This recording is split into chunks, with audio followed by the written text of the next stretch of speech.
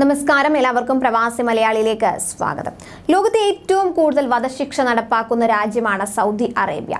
ഏകദേശം ഒരു വർഷം മുൻപ് ഒറ്റ ദിവസം 81 പേരെ വധിച്ച നടപടിയെ ലോകം അപലപിച്ചിരുന്നു. 2023 170 പേരെ വധിച്ച രാജ്യത്ത് ഈ വർഷം ഇതുവരെ 29 പേരെ വധശിക്ഷയ്ക്ക് വിധേയരാക്കിയതായാണ് റിപ്പോർട്ടുകൾ. ഈ ആഴ്ച ഇത് രണ്ടാം തവണ സൗദിയിൽ വീണ്ടും കൂട്ടവധശിക്ഷ നടപ്പാക്കിയിരിക്കുകയാണ് ഭരണകൂടം. കഴിഞ്ഞ ദിവസമാണ് കൊലപാതക കുറ്റത്തിന് 5 പേരെ വധശിക്ഷയ്ക്ക് വിധേയരാക്കിയത്. അസീർ മേഖലയിലാണ് ശിക്ഷാവിധി നടപ്പാക്കിയത്. യമൻ പൗരന്മാരെയാണ് വധശിക്ഷയ്ക്ക് വിധേയരാക്കിയതെന്ന് ആഭ്യന്തര മന്ത്രാലയം അറിയിച്ചു. യമൻ പൗരനായ അഹമ്മദ് ഹുസൈൻ അറാദിയെ ക്രൂരമായി കൊലപ്പെടുത്തിയ കേസിലായിരുന്നു 5 യമൻ പൗരന്മാരെ വധശിക്ഷയ്ക്ക് വിധേയരാക്കിയത്. കവർച്ചാ ശ്രമത്തിനിടെ പ്രതികൾ അഹമ്മദ് ഹുസൈൻ അറാദിയുടെ തലയിൽ അടിക്കുകയും കൈ വിലങ്ങിട്ട് ഉപേക്ഷിക്കുകയും ചെയ്തു. ഇത് ഇയാളുടെ മരണത്തിന് കാരണമായി. കഴിഞ്ഞ ദിവസവും സൗദിയിൽ 7 പൗരന്മാരുടെ വധശിക്ഷ നടപ്പാക്കിയിരുന്നു. ഭീകരവാദ കേസുമായി ബന്ധപ്പെട്ട് 7 പൗരന്മാരുടെ വധശിക്ഷ നടപ്പാക്കിയതായി സൗദി ആഭ്യന്തര മന്ത്രാലയം അറിയിച്ചത്. സൗദി തലസ്ഥാനമായ റിയാദിൽ വെച്ചായിരുന്നു വധശിക്ഷ നടപ്പാക്കിയത്. സൗദി പ്രത്യേക അപ്പീൽ കോടതിയും സുപ്രീം കോടതിയും ശരിവെച്ച വധശിക്ഷയ്ക്ക് സൗദി റോയൽ കോടതി അനുമതി ഉത്തരവ് നൽകുകയായിരുന്നു. തുടർന്നാണ് ശിക്ഷ നടപ്പാക്കിയതെന്ന് സൗദി ആഭ്യന്തര മന്ത്രാലയം അറിയിച്ചത്.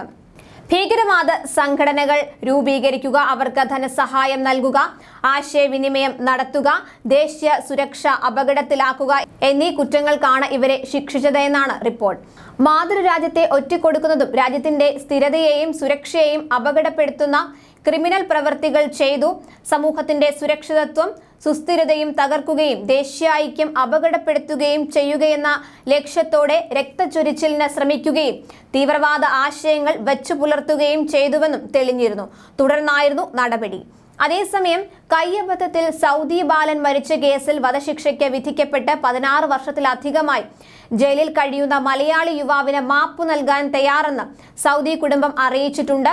1.5 കോടി റിയാൽ, അതായത് 33 കോടി രൂപ ദിയാധനം ലഭിച്ചാൽ മാപ്പ് നൽകാമെന്ന് കൊല്ലപ്പെട്ട കുട്ടിയുടെ കുടുംബം സമ്മതിച്ചിട്ടുണ്ട്. 2 മാസത്തിനകം തുക ലഭിക്കണമെന്നാണ് കുട്ടിയുടെ കുടുംബം ആവശ്യപ്പെട്ടതെന്ന് സൗദി വിദേശകാര്യ മന്ത്രാലയം ഇന്ത്യൻ എംബസിക്ക് രേഖാമൂലം നൽകിയ അറിയിപ്പിൽ പറയുന്നുണ്ട്. കോഴിക്കോട് സ്വദേശി അബ്ദുൾ റഹീമാണ് വധശിക്ഷയ്ക്ക് വിധിക്കപ്പെട്ട ജയിലിൽ കഴിയുന്നത്. വിചാരണ കോടതിയും 2 മേൽക്കോടതികളും വധശിക്ഷ വിധിച്ച കേസാണിത്. അൽ ഹായിർ ജയിലിലാണ് റഹീം കഴിയുന്നത്.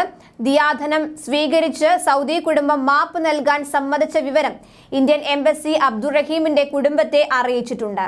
കൂടുതൽ പ്രവാസി വാർത്തകൾക്കായി ഈ ചാനൽ സബ്സ്ക്രൈബ് ചെയ്യുക.